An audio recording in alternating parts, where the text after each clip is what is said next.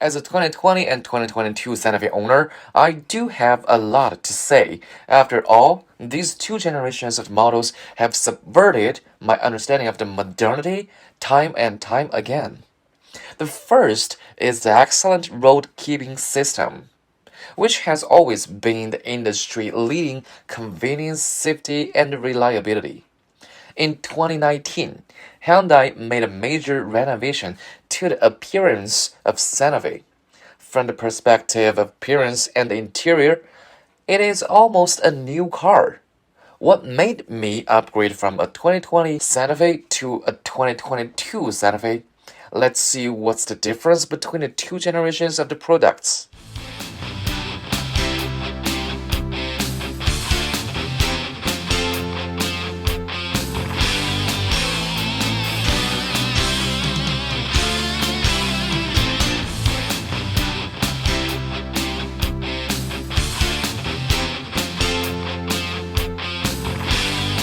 As a 2020 preferred package owner, I do have something to share. The power is really unsatisfactory. The acceleration was so slow and that I almost fainted. I wanted to experience some driving experience of surging power, and I didn't feel anything even in the sport mode. 2.4 liters naturally aspirated engine, 185 horsepower. It takes about 8 to 9 seconds to accelerate from 0 to 60. But the Hyundai Mobius transmission really shines. It's the silkiest I've ever driven. I have experienced the Mercedes GLC 9-speed transmission and the Mazda CX-5 6-speed transmission. The Hyundai gearbox is not inferior to any of the competitors, not to mention the leggy, tricky gearboxes of Chevrolet and Ford. The Hyundai Mobius 8-speed automatic transmission has no legs at all. In a year and a half, I put on over 50,000 kilometers and was never felt any lag from this transmission system on my 2020 Hyundai Santa Fe.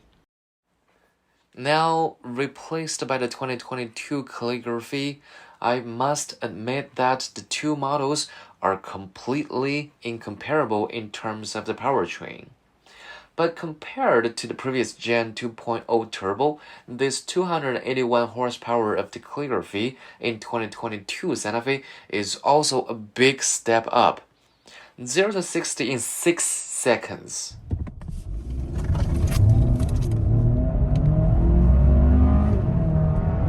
At this price, this is almost the ceiling of a mid-sized family SUV.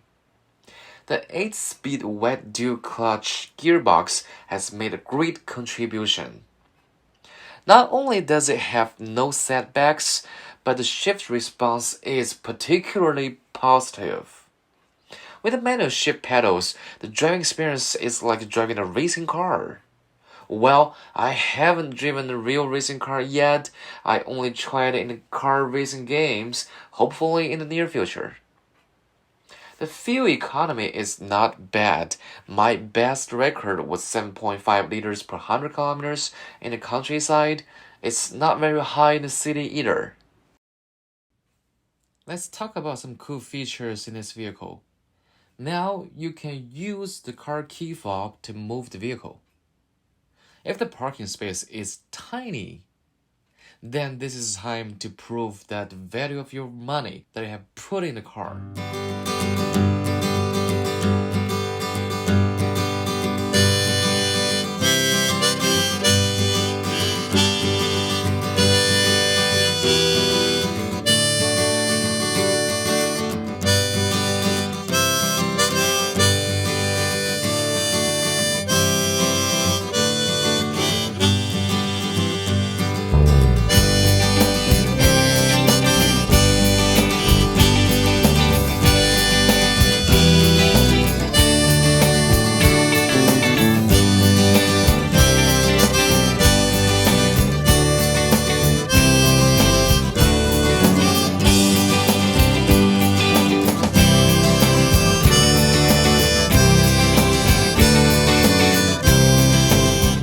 Here is a small tip.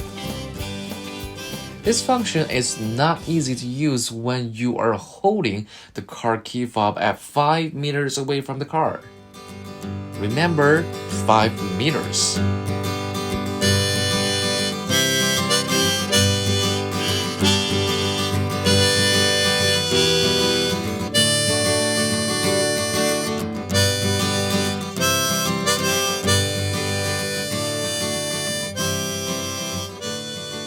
And here's another cool feature to mention, which is leading vehicles driving away. It's super easy to use. It's super convenient that once you're driving through for a cup of coffee and your leading vehicle is going, and when you were checking around your phone or just grabbing something from the car, and you don't have to worry about the back car will beep you out loud again.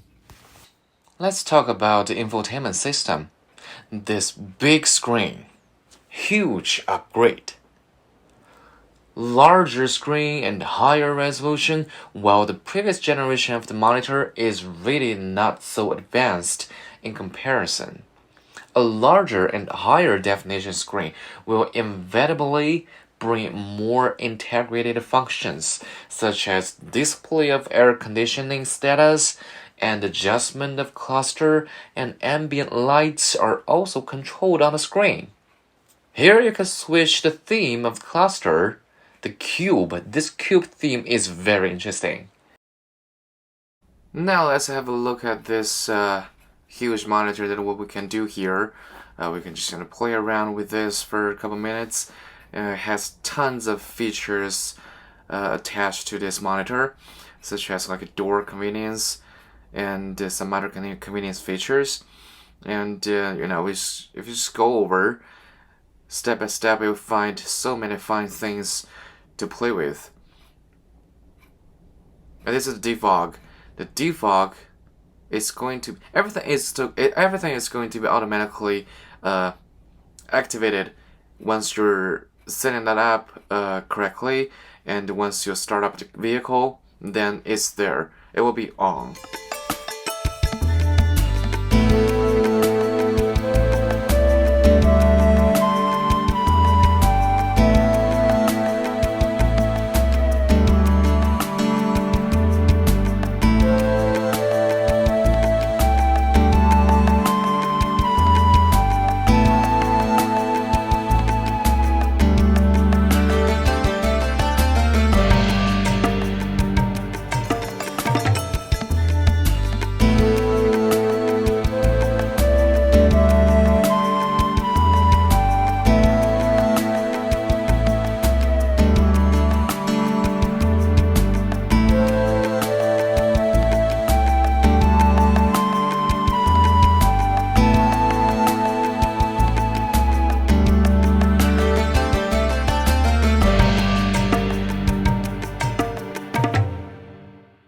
And here comes the real top trim feature, which is the ambient light.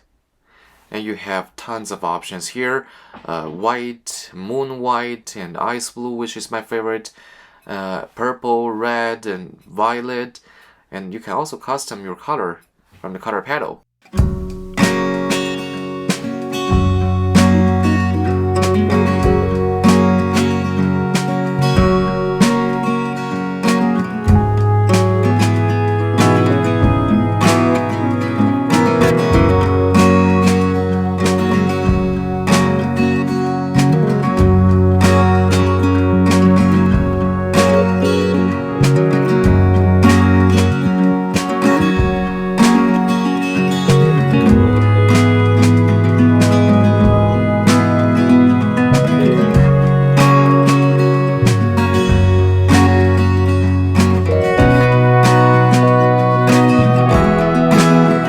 Let's look at the difference in the exterior. When I was a 2020 Santa Fe owner, I liked the design of 2020 very much.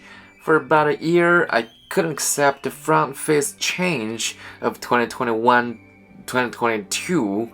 I always felt that the front face design of the new model was not powerful enough, not tough enough, but suddenly, at a certain moment, I found myself fascinated by the front face of the 2021 and 2022 new model. And from that moment on, I wanted a new Santa Fe out of control. The new generation front face design, I personally feel that although it extends to design a concept of the Palisade, it is even more refined and high-end. Coupled with the 20-inch wheels that feel a little floating. The whole car looks futuristic when viewed from a 45-degree angle in front. And let's see how it performs on the road.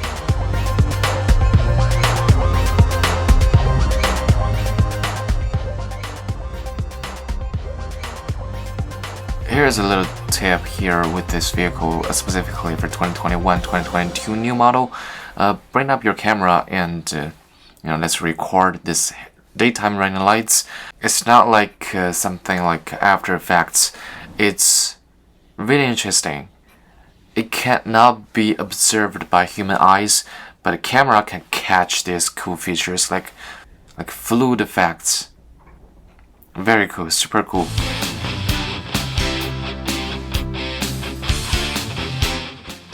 Let's look at the interior. The interior is completely Palisade style.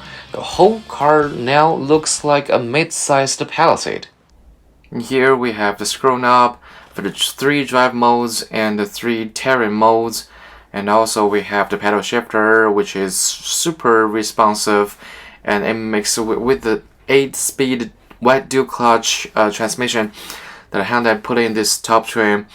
It shifts so quickly and it makes all the driving experience super nice. The electric tailgate of this generation is also very convenient.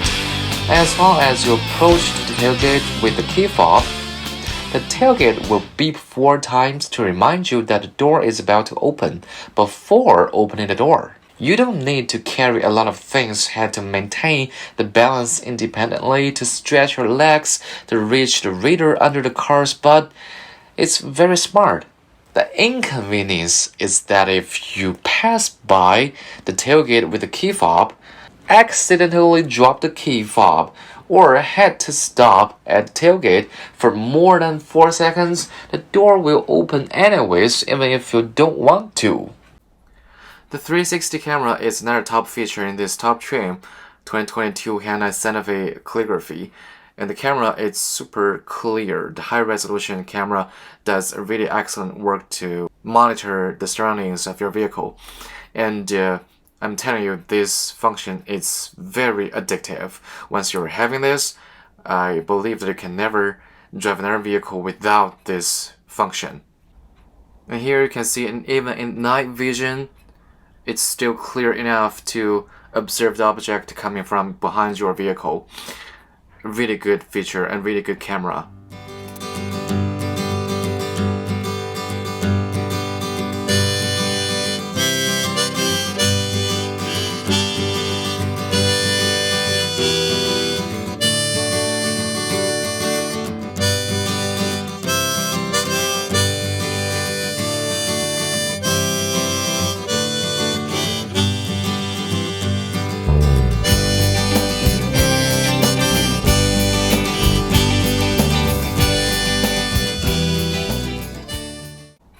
And now you can use your tuning knob to zoom in and zoom out the navigation map, but it's only for Hyundai navigation system. It's not good for Apple CarPlay at all.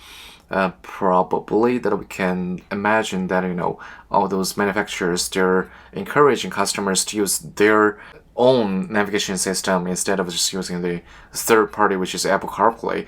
But I have to mention that the Hyundai's navigation system is really good to use anyways, because here we can see more details about the map. It's a lot new features attached to this navigation system, but negative results of this navigation system is the speak out reaction with the driver is not friendly. So it's not that smooth, it's not that smart as Siri does. Another one is the parking assist. If you're parking and you can just turn off the engine right away. The car will shift to park automatically. And if there is a slope once you're parking, then emergency brake will automatically engage as well. And the rest of the car has nothing much to be upgraded. Everything else is still the same. Tons of cargo space behind the car and all kinds of organizers. And there's no spare tires anymore. There is a tire pressure kit, emergency brake instead, and I have tested because a couple months ago that my car got nailed, and it's really easy to use. Here are some other nice upgrades. We're going to talk about some pros and cons here. First will be auto stop. The previous generation 2019-2020 auto stop, it was very odd to use because the engine always shut down before a vehicle stops. That was not pleasant experience at all. And now this generation, they seems like they have fixed this problem already. It's so smoother now. It's not a problem anymore. And then there is no wireless Apple CarPlay in this car. But if you're going to enjoy the 12 speakers Harman Kardon audio system, then just plug in the phone because cable always produce a better audio quality, sound quality than wireless connections. So let's just plug in. But it's pretty weird because seems like since they don't have the wireless CarPlay, but they do have a wireless charging slot here, and the connection is not stable at all. And the cost of maintenance is absolutely higher now. This 2.5 liters turbocharged engine, it requires 6.8 liters engine oil every time you turn the car into the maintenance. And that means a large tank of engine oil is not enough anymore. You have to buy another or two small bottles. Okay, this is my current experience with the two SUVs. I have to say that this calligraphy is the most amazing car I've ever owned. Hyundai, they did it.